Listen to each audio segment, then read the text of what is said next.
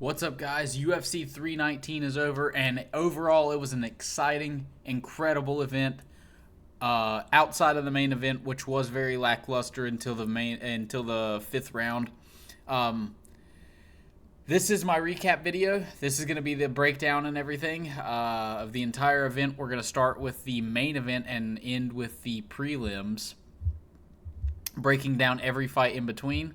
And but first off, what we're going to do is we're going to kick over to my Tapology, where you guys can actually make money if you guys want to join my Tapology group and try to make $100 a week per UFC event.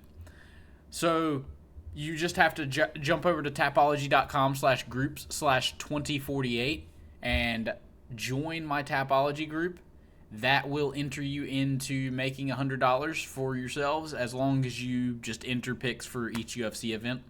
It is completely free. All you have to do is make a Tapology account and then join my group and make your picks. That's all you have to do. Make your picks. And the money comes out of my own wallet. Hopefully whenever I get monetized on YouTube, that will start to kind of pay back and help out, and maybe that'll help pay for the pod itself. Anyways, that's how you guys join, and then you'll come over here to this area where that's where you'll normally make your picks. But since my picks have already locked for the event, we will now break down the event itself. Overall, it was a great event. Like I said, the main event was very lackluster. There was a lot of hugging. Hamzat really didn't seek to damage Dricus du Plessis, but it was a very, very incredibly dominant fight. I mean, there were so many mat returns in this fight and so many finishing positions that Hamzat just never truly pursued the finish in. I got this fight wrong, but I mean, honestly, I thought this was a 50-50 fight and anyone's fight. I thought Hamzat would actually finish it in the first round, though, if he did get the finish. Not utterly dominating every single moment of the fight, other than when it was on the feet in the fifth round, and then when Dricus took him out. Had Dricus not jumped guillotine as well, I feel like in the fifth round that we would have had a potential finish there. But it's all in hindsight. You never know. Hamzat may have just reversed the position, and it ended up even better for him. It was an incredible performance by Hamzat, although incredibly boring as well. So I crashed out the entire time. I was not one of the, more excited guys. So if you want to watch me crash out and bitch at one of my friends for, just talking about how dominant the performance was, because it was, to be fair to him. But it was incredibly boring as well, to keep my, pissed off feeling still validated. Anyways, it was a great performance from Hamzat, and more of exposing that Dricus du Plessis has no real wrestling and no real get up from the position. He should have been able to get up and make Hamzat work a lot. It exposed a lot of Dricus's fundamental wrestling issues, and hopefully we will see some improvement in that area from Dricus next time, but I think Dricus will probably win his next fight. I think that should be a given. Anyways, hopefully Hamzat's going to be more active now that he's champ, and we'll see what happens here. Let's move on to the co-main event, and holy shit, what a knockout in this.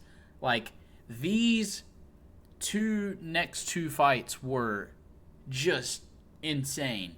Aaron Pico, man, although he has never had a notable win in his career, man, did he really bring it to Lerone Murphy in the first round, the first and only round of this fight. For 3 minutes, he was just bringing absolute steam and swinging with absolute piss on everything, trying to take off Lerone Murphy's head at all costs. At wrestling, just doing great, manhandling him at all moments. And then at a moment of over-aggression, like I thought might happen, I really wish I had picked with my how I kind of felt on this card, because I thought Aaron Pico was going to force Lerone Murphy to either finish him or get finished. And I mean that was Aaron Pico's game plan. He came in so hard and genuinely that he was going to either finish Lerone Murphy or get finished himself. Incredible performance from Lerone Murphy, or from Lerone Murphy, but from Aaron Pico as well, up until the moment where he got caught. That just seems to be a massive problem for Aaron Pico. Give this guy Josh Emmett. Let's see him get caught being over aggressive against Josh Emmett. I think that would honestly sign me up for that. That's a fucking banger. Lerone Murphy, dude, let's talk about this, man. During the moment of over-aggression from Pico, just driving forward and swinging, Lerone Murphy steps out and just spins with a beautiful spinning elbow. And oh my God, it was incredible to watch. It was one of the most well-timed spinning elbows I've ever seen. Outside of, another one that happens in the same fight card. And it seems to be the perfect caveat to go right into it because it was the fight before this one. It was our feature fight of the evening. We had Carlos Praches versus Jeff Neal. We chose a round 2 knockout. By the way, we were right about this fight. We had Lerone Murphy winning. We had him by decision. We definitely didn't have KO. This is not what I had. I should have trusted my heart and went with KO, though, because I did feel like Aaron Pico would kind of force him to finish him, but in all hindsight, it is what it is. We got the Carlos Praches right, or the pick right. We got the knockout right. We didn't get the round right. I thought Jeff Neal would make it to round 2. We were all of 2 seconds from making it to round 2, to be fair. Had he not been absolutely flatline, walk-off KO'd, literally all of Praches' knockouts are by walk-off KO. He's the walk-off king, honestly. Incredible knockout from Carlos Praches. This was a fucking war up until it wasn't. Carlos Praches had a couple moments where he ran off and kind of like cowered away from Jeff Neal, but it was kind of collecting himself. And I defended it. My friend called him out and called him Israel Adesanya-like, and I had to kind of defend him and be like, no, it's not Izzy-like, but he did run away from Jeff Neal. To be fair to my friend, like I didn't like it myself, but it was just to kind of gather his senses and get away from Jeff, just to kind of reset and get back to fighting. I mean, Carlos Praches in this fight alone had more exchanges in this fight, like I said, and like hard exchanges than Israel Adesanya has had in his entire UFC career. So I don't want to really hear it from him, to be fair. But shout outs to you, Matt. Love you. Incredible knockout though from Carlos Praches. Another spinning knockout. We had 2 spinning elbow knockout. 2 in a row. Incredible card. This was just one of the best cards of all time, it felt like, for me. I don't know. Maybe I'm overhyping it. The main event definitely put a massive damper on it, at least for me, because I had picked DDP to win, plus the fashion that Hamzat won in. I wanted Hamzat to win by submission or by knockout if he was going to win. I wanted him to finish the fight, but he did not pursue that. Moving on to the second fight on the main card, Michael Venom Page versus Jared Cannonier. It goes to a decision, of course, because I picked round 3 knockout, because I'm a fool and just choose to lose money to my friends. Shout out to Jesse, who also won today's fight group. I'll be not ears, maybe sending him $100. I mean, it's all up to him entirely. If he wants it, he's got it.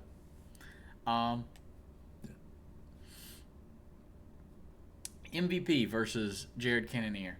I picked Michael Venom Page to win by knockout in round number 2. I mean, not round number 3. I thought that MVP would land a big shot in round number 2 and really hurt Cannonier, because he's 41 years old, and I didn't think his chin would hold up. Dude, Jared Cannonier recovers pretty quick, because he did get kind of hurt from one of the shots from MVP in, I believe, round number 2. And dude, hats off to him because he recovered insanely quickly. Like I'm highly impressed by him, and it's one of those things where you see that Cannonier, like, MVP's so fast, but Cannonier is still so solid, man. Like, this guy he hasn't fallen off. Like, it's weird. He's so technical though. It kind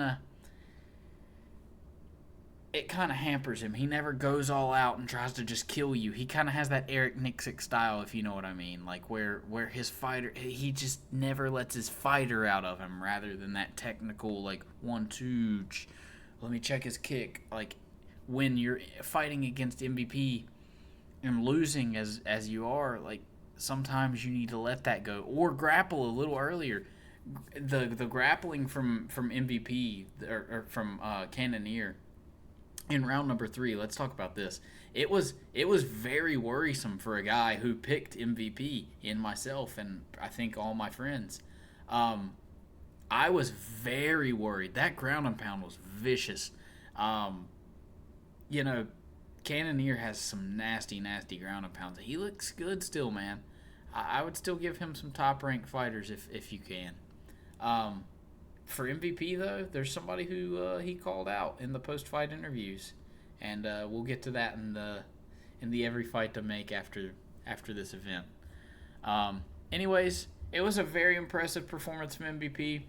The size of Cannonier, or the strength of Cannonier, definitely gave him some problems on the ground, because Cannonier's not really one of the better control guys. He definitely has some nasty ground and pound, but he's not really one of the better control guys on the ground, honestly.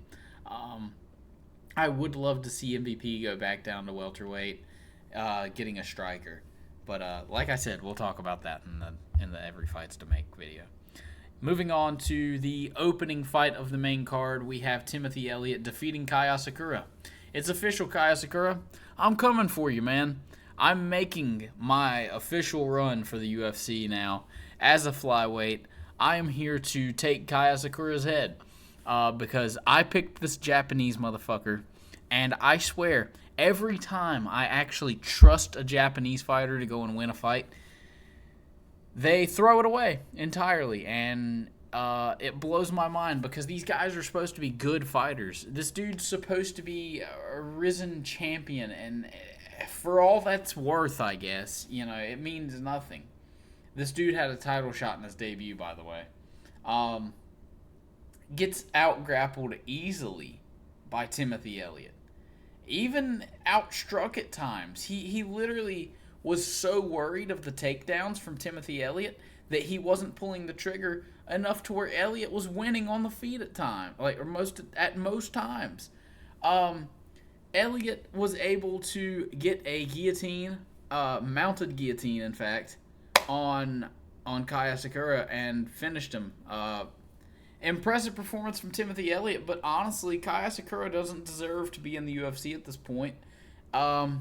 Give him somebody, one more. He gets one more grappler to prove this guy. He needs grapplers only from now on. Give him another one. We'll talk about it. Anyways, maybe we'll talk. Actually, give him Asu Amobayev. We ain't talking about Kaya Sakura. Baisinger Susurkayev versus Eric Nolan. This was the headlining prelim. Amazing fight from these two guys. Baisinger, having fought earlier this week. What a performance from him. Gets a submission, that being a rear naked choke. And in round number 2, where he had actually been struggling on the feet with Eric Nolan. Dude, I warned about this to my friends pre the fight. Dude, Eric Nolan has some serious power in his hands, man. I watched some of his knockouts, and this dude stiffens people dead when he hit them. Like, Eric Nolan was very impressive. I was highly impressed by his performance. I would love to see Dana White sign this guy. I believe he did say that he did in the press conference. I love that. The middleweight division needs guys like this. Hopefully this isn't one of those Zachary Reese situations where I think a guy has a lot of finishing potential, which Zachary Reese does, to be fair, and that he should be in the middleweight division, and then he just kind of like just keeps losing by knockout. Hopefully that doesn't happen to Eric Nolan. He did look pretty solid in most of his positions, although he was just behind Beisinger. He was surviving a lot of the positions, but ends up getting rear naked choked. Landing some big bombs on Beisinger, Susurkayev. Very good fight, though. This was such a great card overall, man. Great card. I loved that this card was so good and paid off so well. Moving on to the other earlier prelim, we stay in the middleweight division. We have Mikhail Olisejczuk defeating Gerald Meerschaert by knockout in round number 1. We chose this absolute perfect pick from us. We knew that Mikhail Olisejczuk is one of these guys who he has a good little blitz. And working with the Fighting Nerds, he has that Fighting Nerds plot armor, and it's just been working for these guys who are actually coming over and genuinely trying to learn from them. And Mikhail has actually looked like he's trying to learn during each one of his fights recently. Like, he's looked better and better. Impressive performance. He looked great with his takedown defense. His takedown defense is normally very suspect. Big uppercuts and overhands. I mean, he landed every single thing he wanted on Gerald Meerschaert. I know Gerald Meerschaert is kind of bad, but I mean, he just did not move his head at all. He pulled out the Patchy Mix special entirely. Like, I mean, he just was just eating shots. No head movement, no moving his head off the center line, trying to come in, like weaving inward. No, he stayed right in the center line and just got blasted. Hats off to Gerald Meerschaert. You are one of the best finish or be finished fighters I've ever seen. I love it. Moving on to Lupi Godinez defeating Jessica Andrade by 29-28 decision. I think it was unanimous decision. I thought that Jessica Andrade lost very clearly. I thought it was a 29-28. I think Lupita Godinez won. I think it was rounds 1 and 2. And then I thought maybe Jessica Andrade won round number 3. I can't remember which round it was that was pretty clear Jessica Andrade. Not Andrade's worst performance, but not her best. Lupita looked very good. I don't really have too much to say. It was a pretty exciting fight overall, honestly. Like, it was one of the better, striking exchange fights. Rounds 1 and 2, I mean, Lupita Godinez looked so fast. Like, her 1-2 was so on point. Her left hook was good. Everything she was throwing was just so much faster than Jessica Andrade. But once she started really slowing down, and Andrade just using her patented Marauder Blitz over and over, her D-Rod special, the Unk special, of just throwing these like weird, let me leave my head on the center line and just swing big punches over and over. The D-Rod special, the Cookout Prison special. When she was throwing that, it was starting to work in round number 3, and Lupita really wasn't liking those shots. You could have, I would have started, if I were somebody who'd picked Lupita, which, I wish the coin had went with that, but it didn't. It is what it is. I could have reasoned with this, like I said. Lupita, being a Lupita fan or someone that picked her in that third round, I would have definitely been pretty worried that she was going to get finished, but luckily she did not. But there were multiple times where somebody who had to have picked Andrade, I was definitely worried she was going to get finished in the first and second round, but I knew Lupita's typically a decision type of fighter, so I thought it was pretty safe to pick her by decision. Man, wish I had went with my gut on this one. I definitely thought Alexander Hernandez being the athletic guy. Here, let's go with this. Alexander Hernandez defeating Chase Hooper by KO, round number 1, right at the end of the round, 2 seconds left. Just like Praches. There was, I think, 1 or 2 seconds left in the Praches fight with Jeff Neal.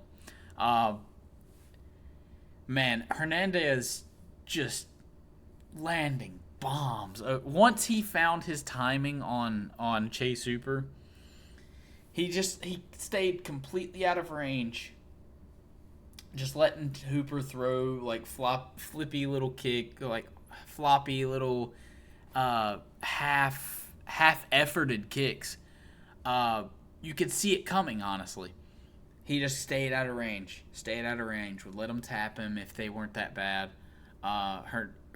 Hooper would just throw out some punches. His 1-2 would look really bad, like it was like really overextended, and he didn't like step through and like really commit.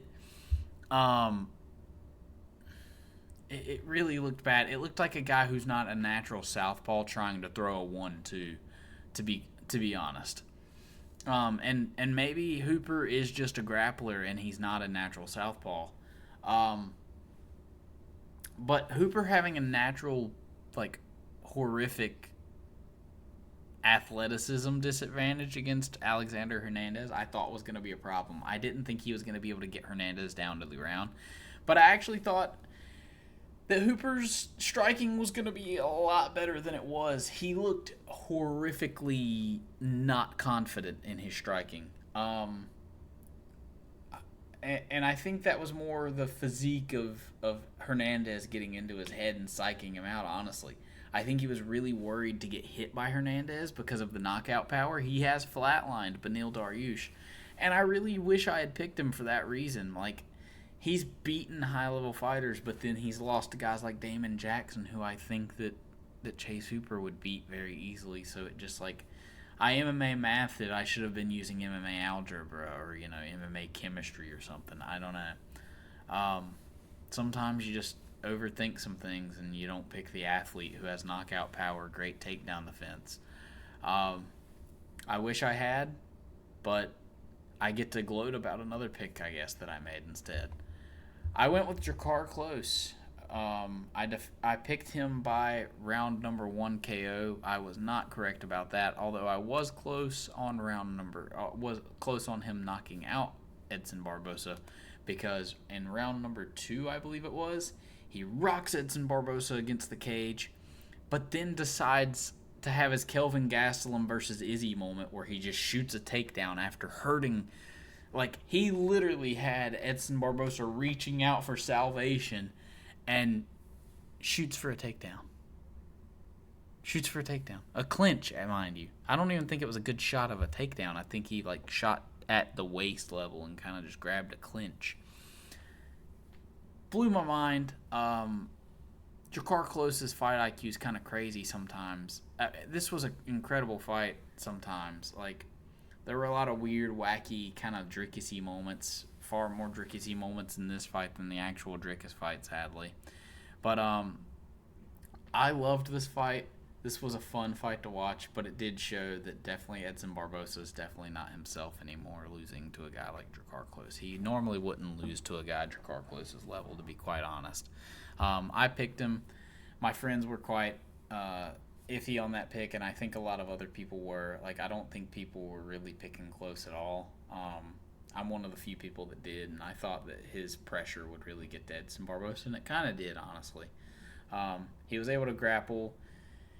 He lost in a lot of the clinching positions, but he was able to grapple and kind of start winning those clinching positions toward the mid points of the fight and towards the end, and ended up winning the fight overall. 29-28, pretty sure. Yeah. Moving on to Carini Silva versus Dion Barbosa. Dion Barbosa got robbed, in my opinion. I thought Dion Barbosa won rounds number 1 and 2, I believe it was. And I thought Carini Silva won round 3. Although round 2 was like slightly close. I wish I had picked, I picked correctly, but, it is what it is. this was a pretty solid fight. There was very high levels of grappling displayed overall, and it was a fantastic fight. Honestly, women's fights overall, like, they genuinely look like they've evolved to the men's like mid 2000s era. Women's MMA is like solid right now. I don't hate it like I used to. It's weird to say that, but it's typically in the flyweight division that you're saying that. This was a good fight overall. It's not going to make it on my every fights to make, so don't even think about seeing women's fights on there. Moving on to the Ultimate Fighter finale, the very first fight of the evening. It was a honestly very surprising turn of events. Underdogs were great this card yet again. We went positive on the card. We went 7 out of 12, so we had a little bit better than the 50%, which I thought was pretty good for this card, honestly. It's a pretty hard card to pick, I thought, other than the Hamzat fight, if you had really trusted your Hamzat pick. Joseph Morales, though, defeating Alibi Idris by triangle choke in round number 2. This was a fantastic performance from Joseph Morales. I thought that this guy was not ready for the UFC and not ready for a guy like Alibi, who was able to pressure, I thought, better grapplers in the house in the Ultimate Fighter, but maybe I didn't watch enough. I don't think I watched Joseph Morales' second fight, but I heard that it was a robbery, I thought, but it is what it is. I'm glad to have a guy like Joseph Morales entering the flyweight division, a guy who can kind of pressure wrestle, but has pretty freaking good jiu-jitsu, man. He had some really good setups to his submissions, and I was very impressed by him. I can't wait to make my fights to make video for this card. Overall, this was a fantastic card. Like I said, shout-outs to my friend Jesse, who won this week's Pick'ems. He's going to get $100 sent to him. And next week we will be on to UFC Shanghai, so we will be making a trip to Shanghai at 3 a.m. So the card will be starting right now for me and you. We will fight companion that as well.